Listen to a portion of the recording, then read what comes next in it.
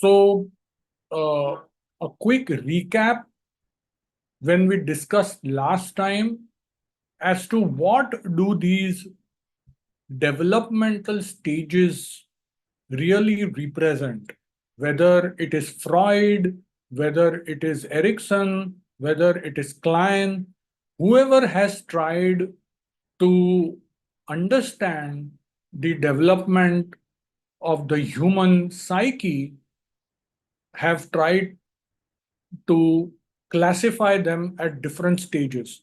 The whole idea behind the understanding of these developmental stages is to understand that these are soul lessons.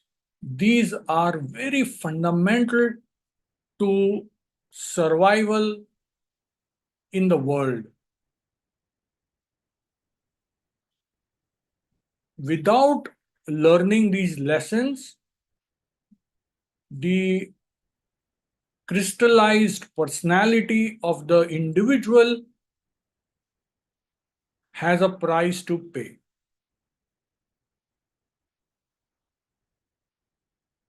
With this viewpoint, we will need to understand that at every stage, there is a challenge, there is a lesson that needs to be learned within the given time frame. And if the lesson is learned, there is a reward in terms of a skill set that is gained. And if that lesson is not learned, then there is a loss of that skill set, which impacts the personality as an adult. Now, while learning these lessons, as you and me, when we try to learn something, we face challenges. So does the child face challenges at every stage of its learning. Here, the learning is experiential learning. It is the learning of the psyche. It is the learning of the soul. Unlike a cognitive learning, that the cognitive part also continues alongside, but we are focusing today on the experiential learning for the soul, for the psyche of the child. With every stage, the challenge differs because the lesson learned is different. The other thing that I would like to point out is that since these stages of development are presented to us through psychology and psychologists, very little has been mentioned simultaneously about the musculoskeletal and the central nervous system development. We need to understand that the maturation of the CNS, the maturation of the nerves, the peripheral nervous system, the musculoskeletal system, which is deeply connected with the CNS and the peripheral nervous system, the cognition, which also is very deeply embedded into the development of the brain, especially the cerebrum, and the development of social skills. So these are 4 different things that are happening simultaneously. So within the brain, there is an avalanche of neuronal activity happening at the same time in multi-dimensions. If we can keep this focus, we will be able to better appreciate how the humans grow, and what problems and how delicate the situation is of growth, how vulnerable we are at that age. And in spite of all these vulnerabilities, most of us grow pretty well. Now, that's the beauty of nature. So, it's a very fascinating topic for me. And then, as a homeopath, what implications uh, these things have for us directly into our clinic. So, the stage two of Erickson's psychosocial development is called as autonomy versus shame or guilt. Now, if we look very closely, we will begin to understand that when there is an autonomy, that time you will also have the weight of the consequences that you will face for your actions. Autonomy means self-control, independence, but every independence comes with a price to pay. And we need to be really aware of this concept.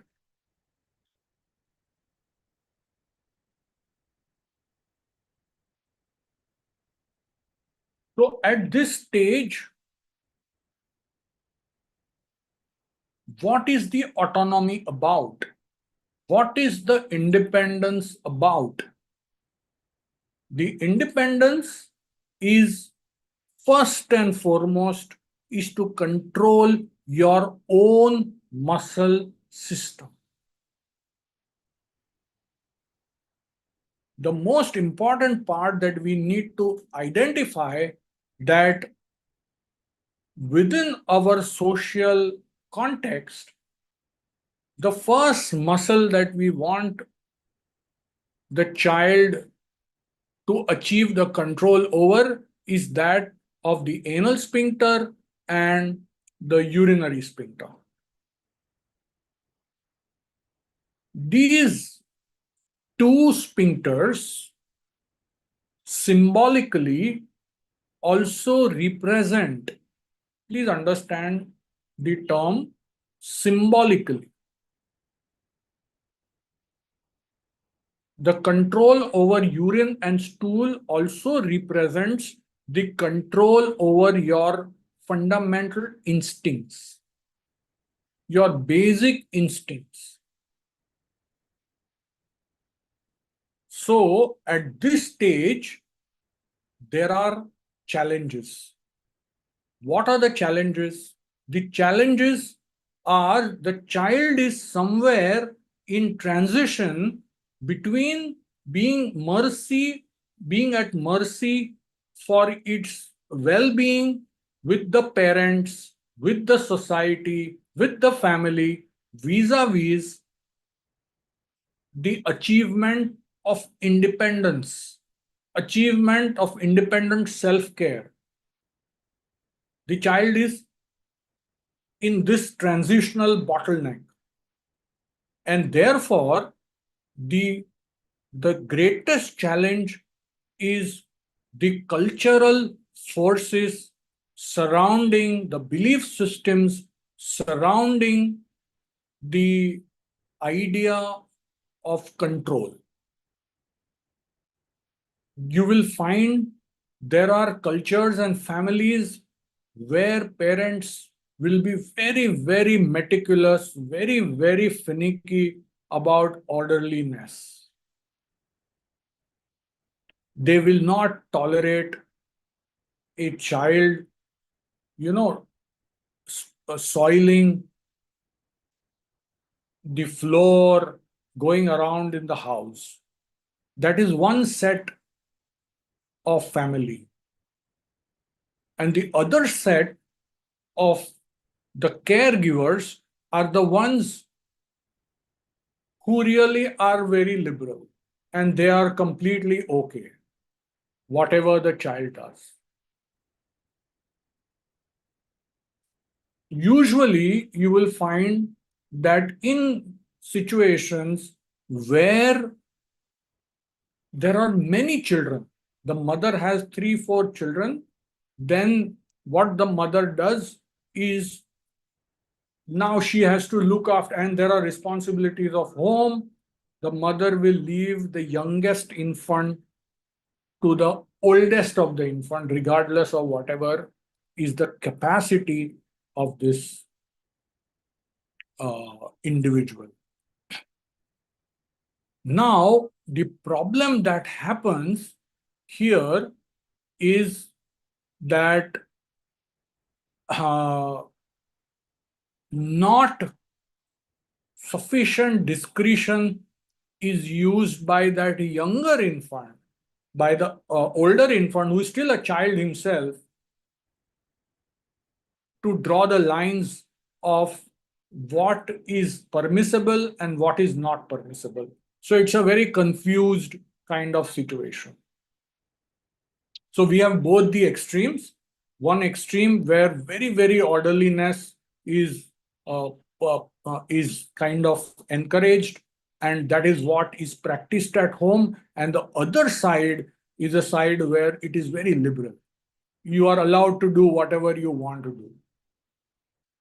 Now, as I said last time, that one will always, within the development of the our ego is deeply incarnated, is deeply embedded into the body. So with every muscle, every stage of development, every lesson you learn psychologically, there is also a lesson that you will have to learn physically. And because there is a physical lesson to be learned, there are organ systems involved in this lesson.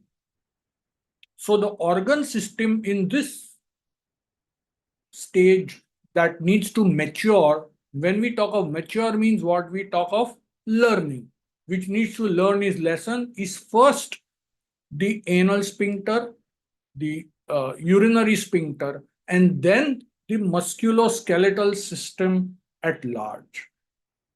So within the stage 2, we have the organ system, which is the sphincters, and then the skeletal muscle system as a whole. The whole idea of this stage 2 is to gain control. Autonomy means to gain control over oneself. In the previous stage, where we talked of trust versus mistrust, the organs that we talked about were one's own organ, once again, the sensations coming from the gut, from the urinary organ, where you begin to trust that there is a physical me. And here we are one more step. Not only that the physical me exists, but there is a physical being which I can voluntarily control. And when we talk of muscular control, we are basically talking about two actions. What are the two actions? The action to hold and the action to release, to let go, to hold and to let go. These are the two actions that you have to kind of master.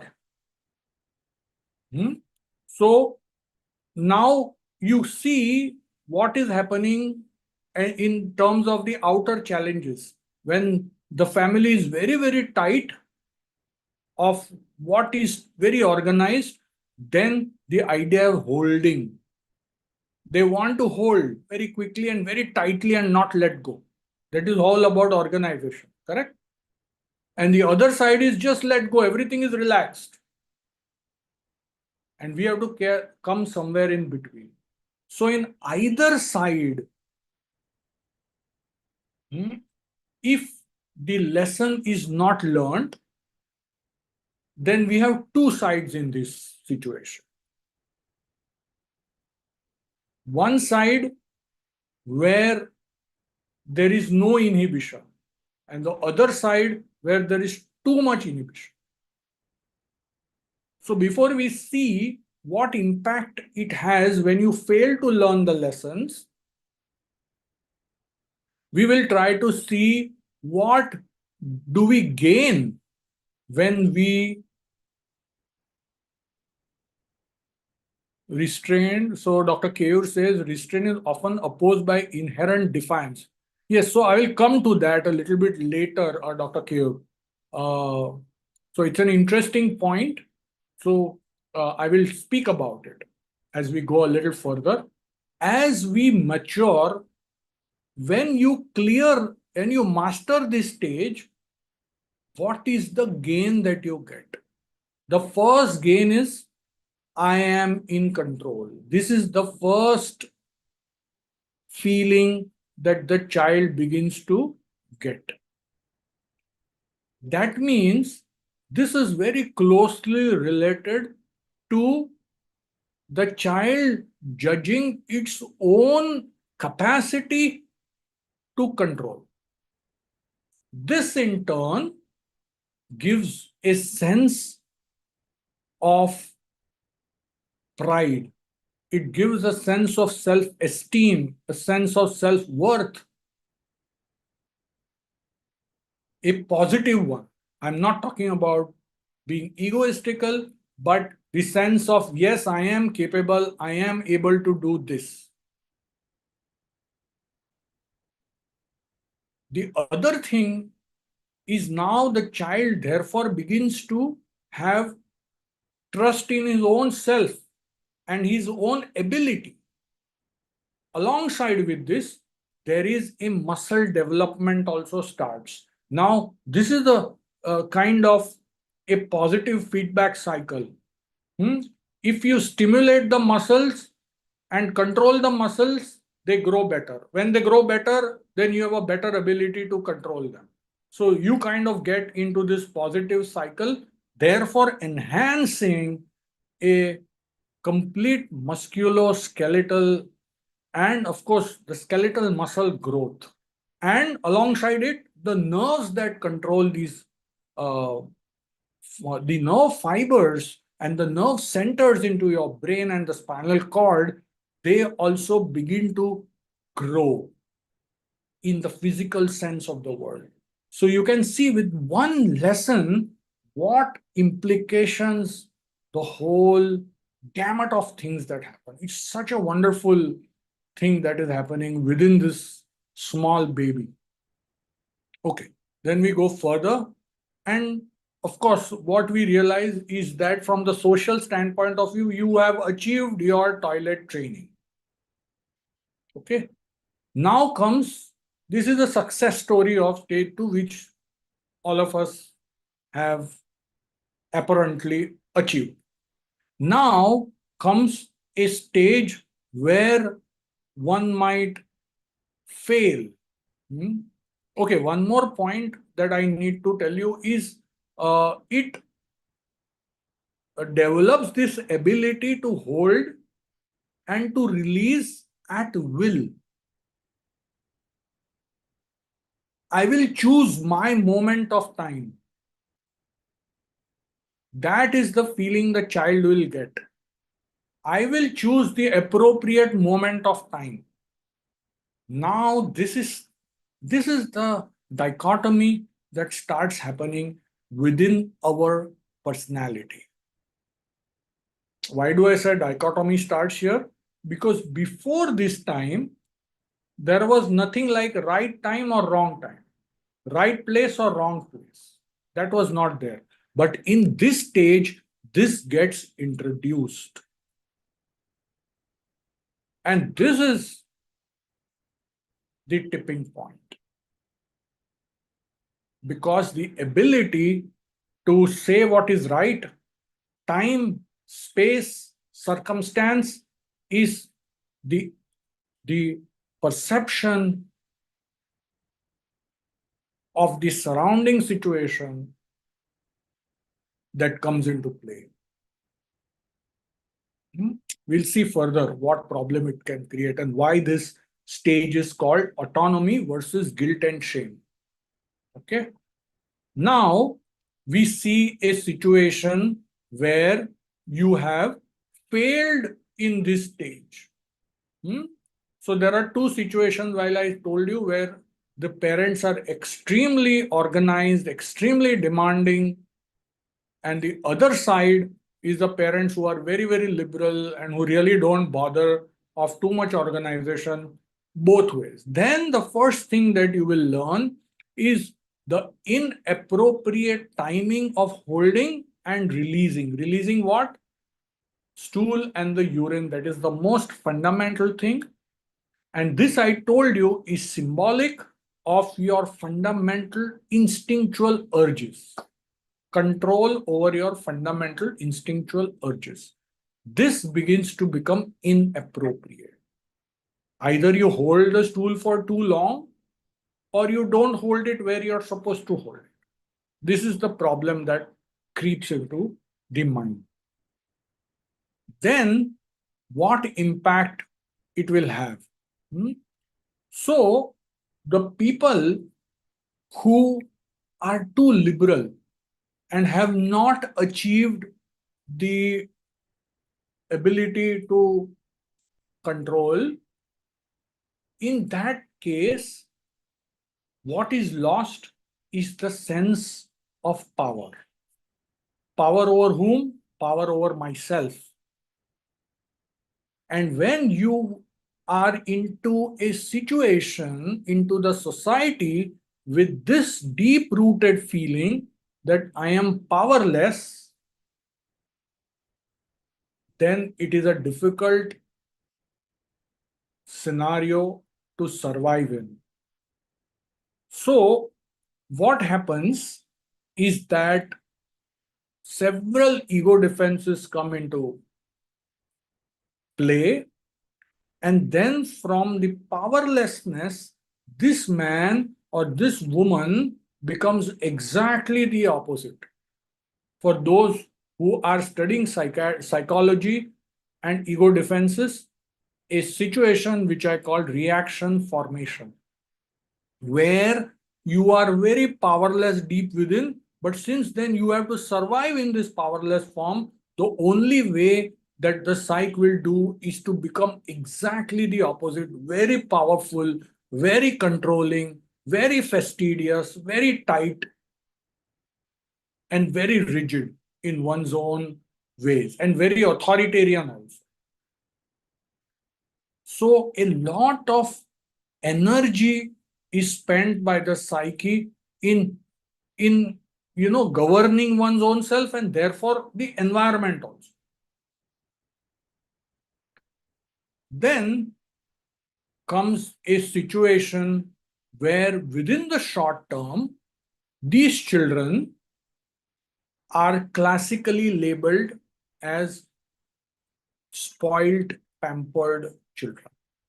There is not enough control.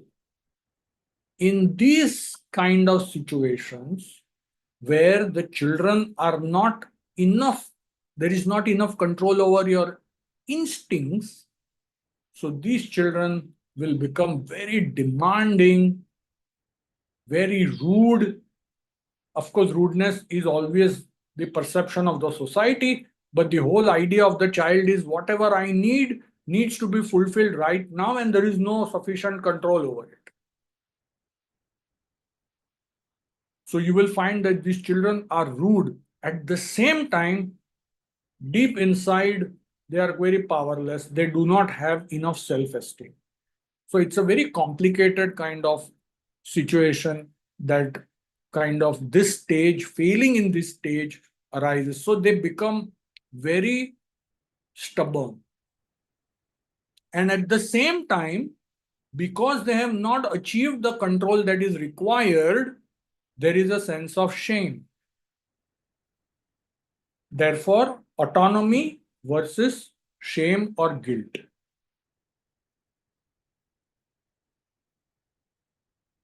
the sense that this is not something that needs to be shown to society, a sense of shame. So deep sense of shame comes into these individuals, which they carry on for lifelong unless they grow out of it. And this is therefore a very delicate stage, where just sufficient amount of shame is required, because shame talks about what is appropriate and what is not appropriate in public, and your ability to control it also. Okay. Then comes a situation where long-term impact. So the long-term impact is that of, I told you already, powerlessness and being very, very ruthlessly powerful, these people. At the same time, deep inside, you will have lack of confidence in these children. Also, this stage also results into sexual perversions also. And an enhanced sense of shame. As I already told you, that they can therefore have a very poor confidence in their own ability to execute the tasks in the world.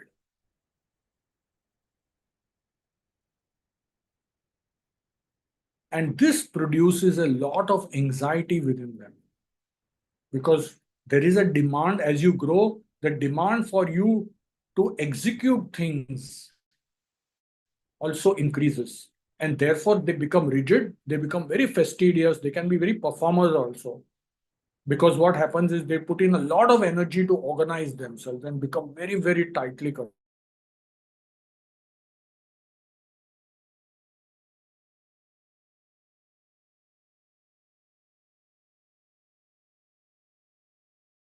We already spoke some of them at the physical level.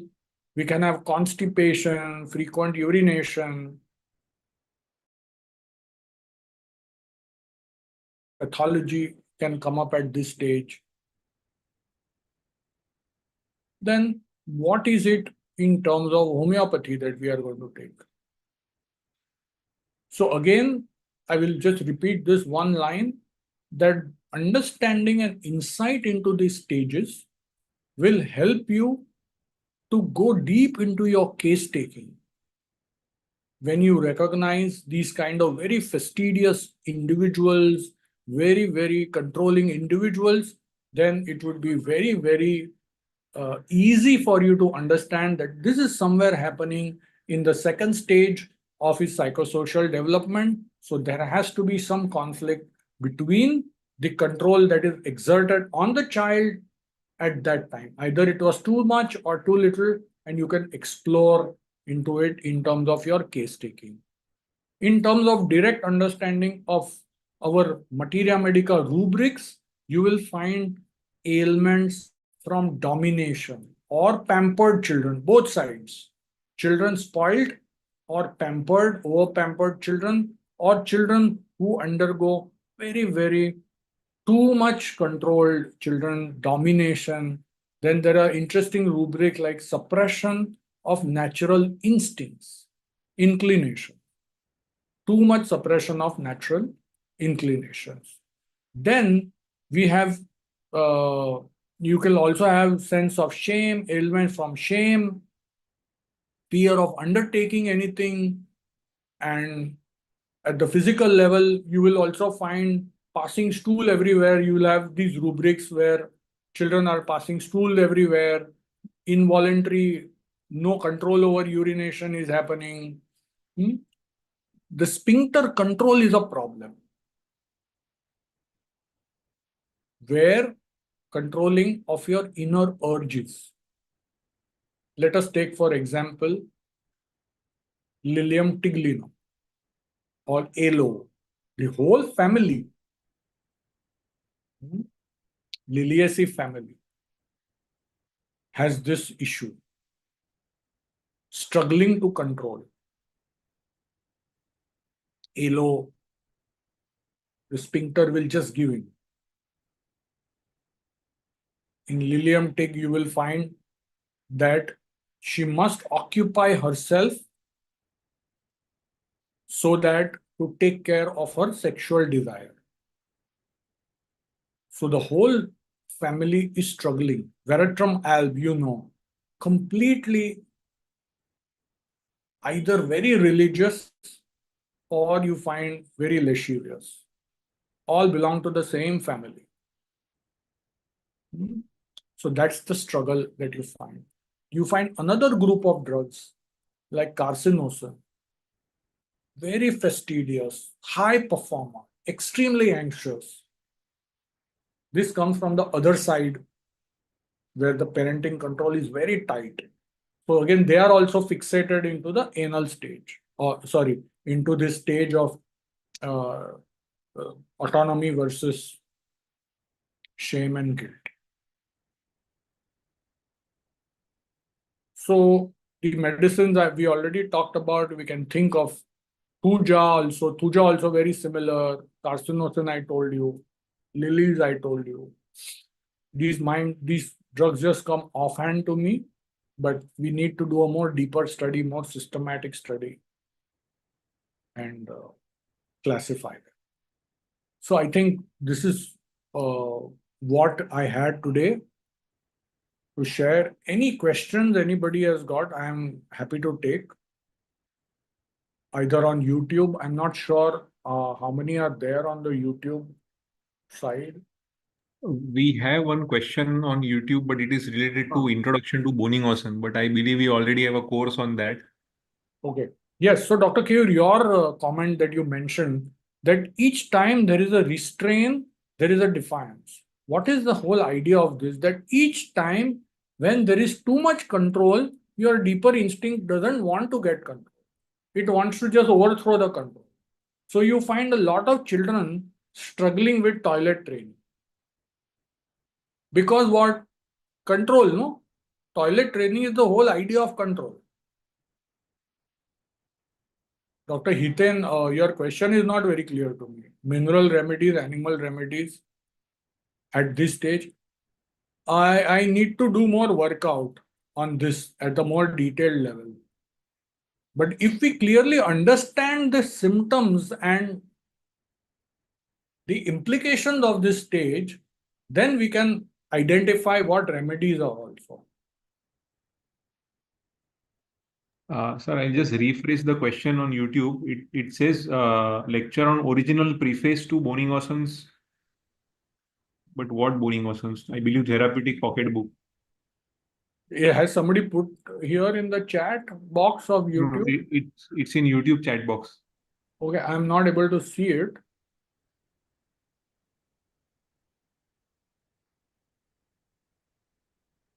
So what does the question there say? It says, good afternoon, sir. Can you take one lecture on the original preface of Boninghosen? Useful Original for preface of Boninghosen. Have we done this before? I think we have done this. I'm not sure. preface. I am not quite sure, but you had conducted a webinar on Boninghosen's therapeutic pocketbook. Okay. So I do a whole series of webinar at basic level and advanced level for the therapeutic pocketbook, which is available. One can purchase it, and I have discussed at great length what Boninghosen has said on this. For the moment, we will not interrupt for the next 7 Wednesdays, where we are going to discuss the 7 stages of development of psychosocial development of Erickson. So every Wednesday we are going to meet and we are going to talk for around 30-40 minutes. Whatever I have understood, some of you can most welcome to share what your understanding is about this whole issue. I am also learning. As I learn, I share. So any questions, any thoughts? This recording will be available for those who have entered late. We are almost winding up the session for today. So if any of the doctors who are listening right now and maybe going to listen to the recording later on, if you can now correlate to your clinical experiences of the past or any case that you already have and you are stuck, and if you feel that you have now found a solution to that case. Okay, there is a question. Can Erikson theory be correlated with human cycle chart or the periodic table of mineral remedies? So that is what I want to tell you, that of course it can be, very much so. But at the same time, I would not like to kind of block it and say stage 1 is stage, first stage, second stage, seventh stage. Need not be that straight. One will have to study at depth the remedy itself and the stages itself. So it may not be that straightforward.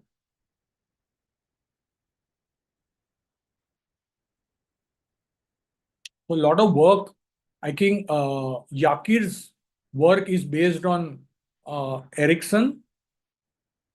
So it would be worth studying that, but there is more to it also. Okay.